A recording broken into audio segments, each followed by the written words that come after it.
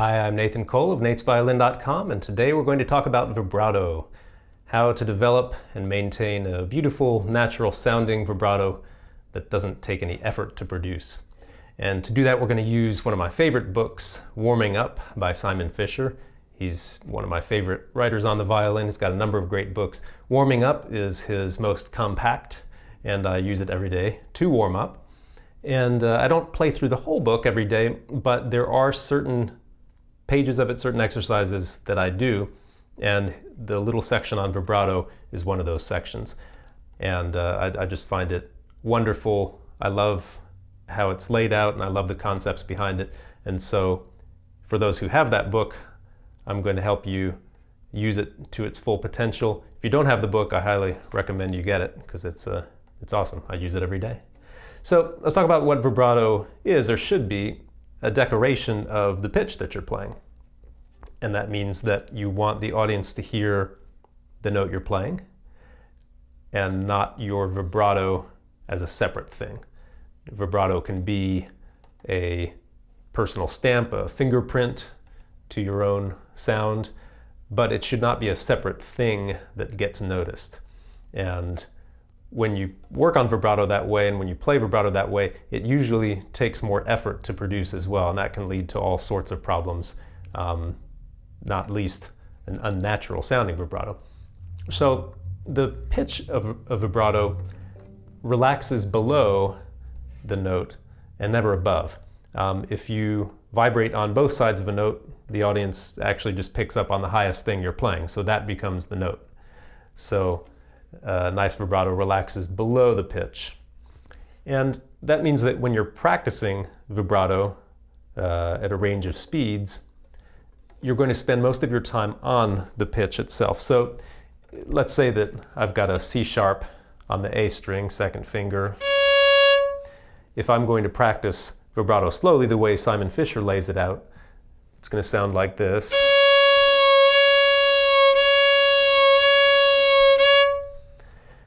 Now, why wouldn't I just practice an even back and forth motion?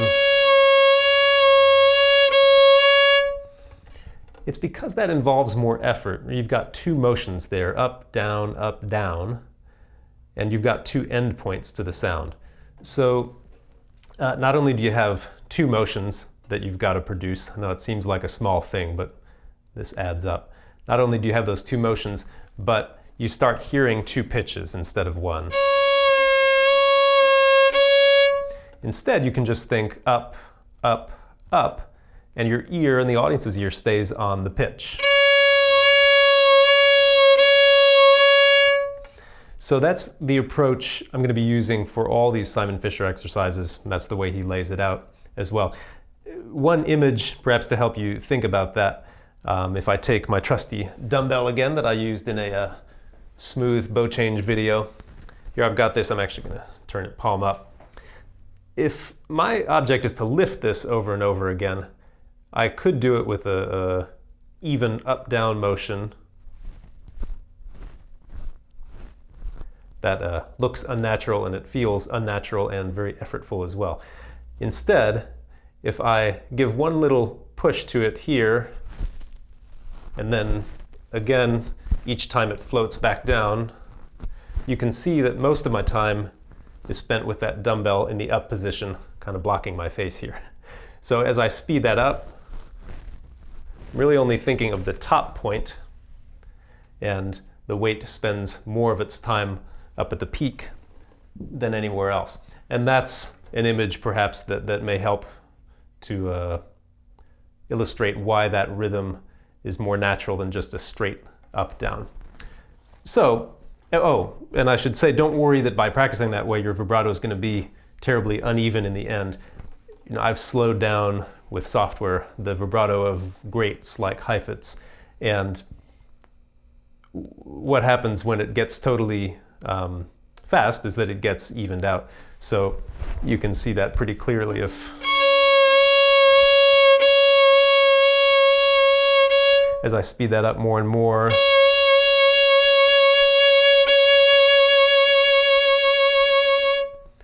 It's impossible for it to continue to sound uneven. It gets more and more even as it gets faster. but it's the way that I get there that determines how much effort I'm putting into it and how natural it sounds and feels. So we're going to take a look now at those Simon Fisher exercises. Here's the cover of the book itself, just so you know what it looks like. And you can order it on his website, Simon Fisher. Warming Up is the name. All of these are done without the bow, so I've got that just on my lap. The vibrato, if you think about it, is always a finger vibrato. Violinists are really good at classifying, this is finger vibrato, it's wrist vibrato, he's got an arm vibrato. But in the end, the finger is what contacts the string, and so the finger is what's producing the vibrato. If you had a vibrato with no finger flexibility at all, then that would just be the finger sliding on the string, wouldn't it? With no finger flexibility. And that's pretty tough to get fast. And even if you do, the results aren't that pretty, right? There's nothing natural about that. So we're not going to go down that route. All vibrato ends with a flexible finger in some form. So Simon Fisher has 4 key exercises or motions to develop that flexibility. And I love that he doesn't define them, 1 through 4 as finger, wrist, arm, etc. They're just 4 different ways to generate that finger flexibility. Because in the end, you're going to have your own combination. You're going to make up some vibrato that works for you based on different ways to get that flexibility. Some may come a little bit more from the arm, some may come a little bit more from the hand. That doesn't matter as much as the naturalness of that finger flexibility. So what all 4 of those motions have in common, they start on the main pitch that you're going to play. Again, if we take C sharp as an example, they're going to start on that C sharp with full finger pressure, normal finger pressure. And they're going to relax back. And the finger pressure is going to come out of the string. The string is actually going to lift up.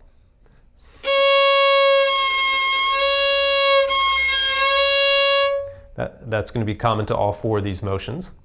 And the last thing they all have in common, they just involve one motion in the end, and that's up.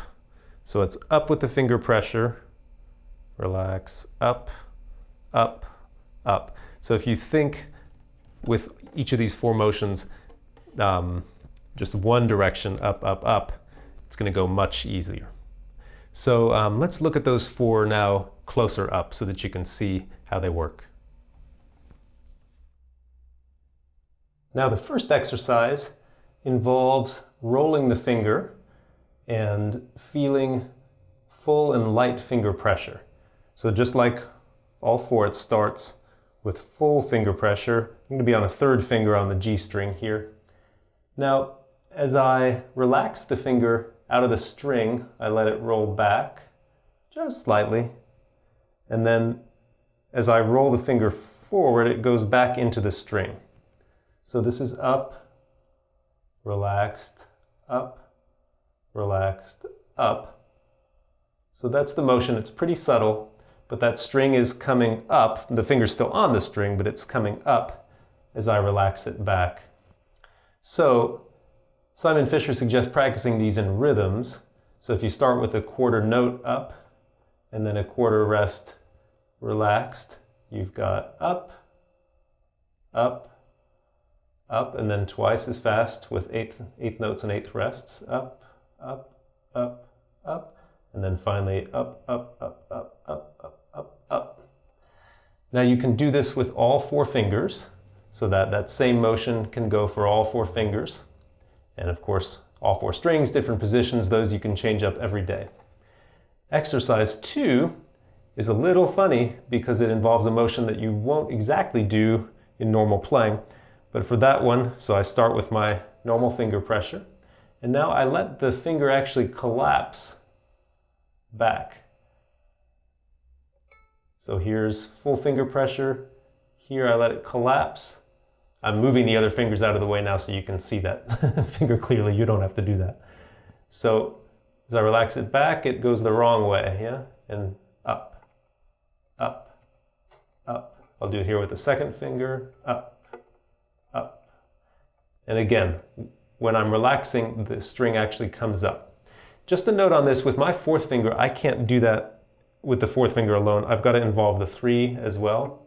So when I practice that motion with my 4, I have to do it with the third finger as well. I don't know if you have that in common with me or not. Now, the third exercise is perhaps easiest to see, swinging this around. That involves pulling the hand in towards the neck and relaxing it back out. So we move over to the E string here for this one. Here is my third finger on the E string. When I relax now, I'm going to let the hand come away from the neck. That's my relaxed. I'm going to pull it back in, and that causes the finger to go down. So this is up, up, up, up. Now note that I'm not doing that by using the arm to move the hand closer and further. It's just the muscles of the finger or the palm, if you want to think about it that way. Here, let me do it just with the fourth finger. Up, up, up. So if I take the violin away, it's the same motion you would use if you were going to pull your fingers in. This is up, up, up.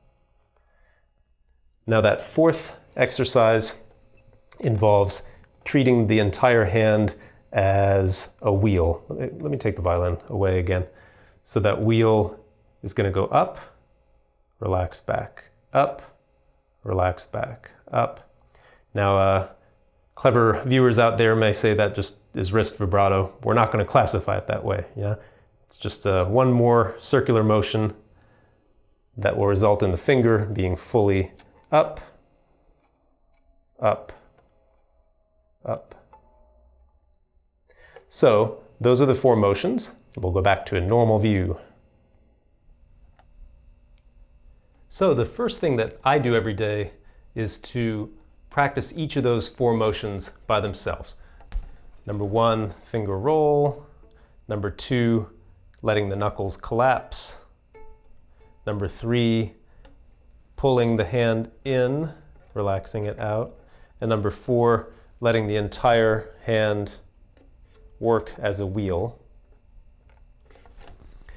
After I do that, I turn to the next page where he's got a page of rhythms laid out, where you can use whichever combination of those 4 motions you like, or you could keep working on them individually. I go to my own combination of motions, which probably changes day by day, who knows. But I just use, my vibrato, which has been informed by the practice of these motions. I put my metronome on. He suggests a range of speeds between 60 and 120. If you can do all those rhythms at 120, that's definitely quite fast. I'm going to put it now on 72. And at 72, here's what some of these rhythms will sound like. If you have the book, you can follow along. Again, I'll use that C sharp. So remember, I'm going to spend most of my time on the C sharp. It's going to relax back from there. And as I relax back, the finger pressure comes a bit out of the string. So it starts with just basically quarter note rhythms.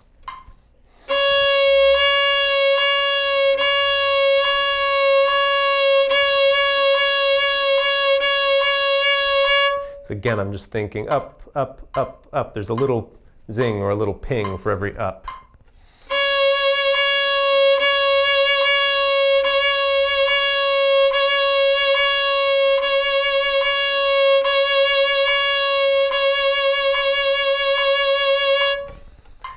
Now let's hear it at something like, let's go all the way up to 90. Because by the time you get to 16th notes at 90, it starts to sound like a nice, natural, and relaxed vibrato. Let me do a third finger now with some rhythms.